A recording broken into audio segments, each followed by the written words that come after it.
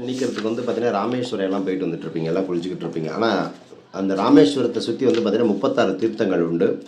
மகாவிஷ்ணு ராமாவதாரம் எடுத்ததுக்கு அப்புறம் பார்த்தீங்கன்னா, அக்னி தீர்த்தத்தில நீராடி சிவபெருமானை பிரதிஷ்டை பண்ணி வழிபடுறார்.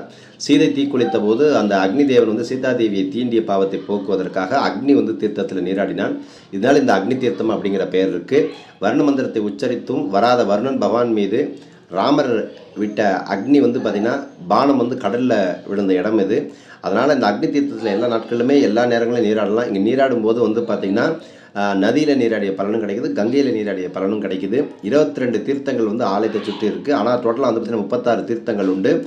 ஸோ இந்த தீர்த்தத்தில் நீராடி நீங்கள் என்ன பண்ணணும் அப்படின்னா, வீட்டுக்கு போகிறவங்க கண்டிப்பாக கடல் தண்ணி தனுஷ்கோடிலேருந்து அந்த கடல் தண்ணியெல்லாம் எடுத்துகிட்டு போய் முக்கடலும் சங்கரி கிடைத்த அந்த தண்ணி எடுத்துகிட்டு போய் கடல் மண் எடுத்துகிட்டு போய் வீட்டில் வச்சுக்கிட்டு தொடர்ந்து பூஜை பண்ணிட்டு வாங்க.